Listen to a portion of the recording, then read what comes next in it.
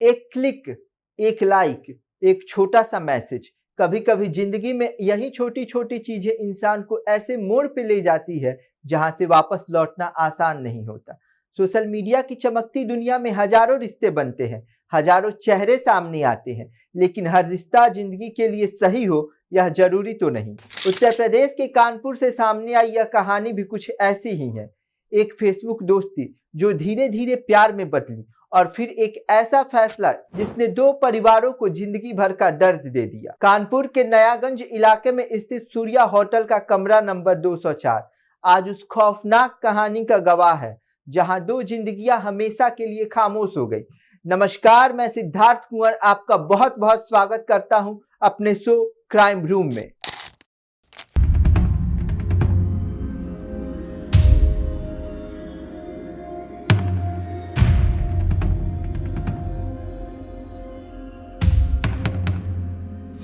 यहाँ हम खोलेंगे उन मामलों की हर परत जहाँ हर सबूत एक नई दिशा देता है, हर गवाह एक नया सवाल खड़ा करता है।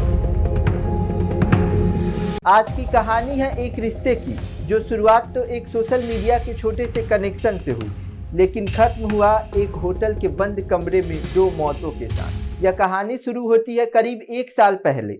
उन्नाव के अकरमपुर की रहने वाली एक शादीशुदा महिला जिसे सोशल मीडिया पर रील बनाने और अपनी जिंदगी के पल साझा करने का शौक था।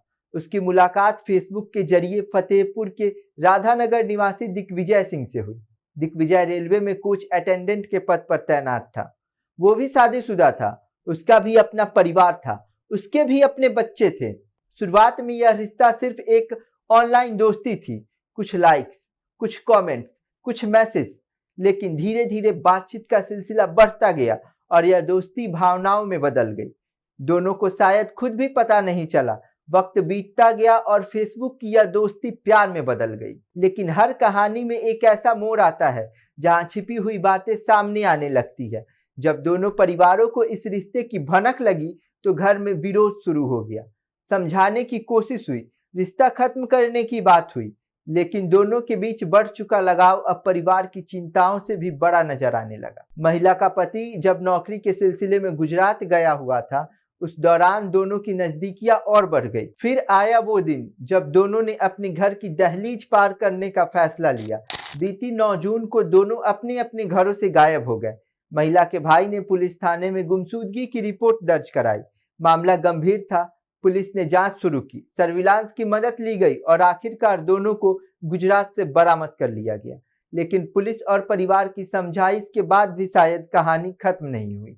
दोनों को वापस परिवार के हवाले किया गया, पंचायत बैठी, समाज के सामने समझाया गया, यहाँ तक कि दोनों के सिम कार्ड तक तोड़ दिए गए ताकि दोबारा संपर्क का रास्ता ना बच सके। लेकिन शायद रिश्ते की यह डोर इतनी आसानी से टूटने वाली नहीं थी। दोनों ने नए नंबर लिए, फिर बातचीत शुरू हुई और अब कहानी पहुंच चुकी थी उस मोड़ पे जहां एक फैसला दो परिवारों की जिंदगी बदलने वाला था। शनिवार का दिन था, दोनों आखिरी बार मिले, लेकिन इस मुलाकात में जिंदगी की कोई नई शुरुआत नहीं बल्कि एक खौफनाक अंत हुआ था। फतेहपुर स्टेशन पे मिलने के बाद दोनों कानपुर पहुंचे और यहाँ से शुरू हुई उस कमरे की कहानी जिसने पूरे मामले को हमेशा के लिए रहस्य बना दिया। सूर्या होटल, कमरा नंबर 204। वो कमरा जहां दाखिल तो 2 लोग हुए थे, लेकिन बाहर निकली सिर्फ एक दर्दनाक खबर। मौत से कुछ देर पहले भी सोशल मीडिया उनके साथ था।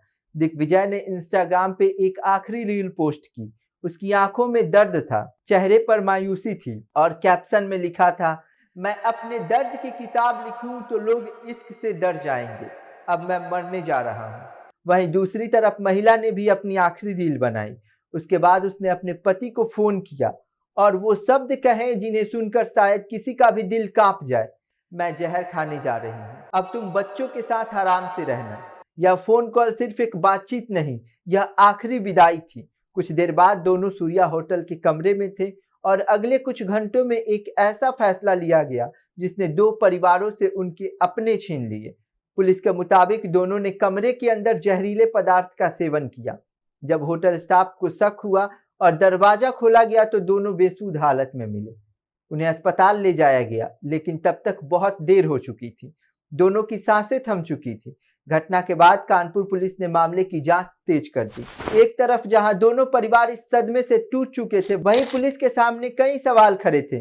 आखिर ऐसा क्या हुआ कि दोनों ने इतना बड़ा कदम उठा लिया? क्या यह सिर्फ उनका आपसी फैसला था या फिर इस फैसले के पीछे कोई और वजह थी? इन सभी सवालों के जवाब तलाशने के लिए पुलिस ने डिजिटल सबूतों का सहारा लिया।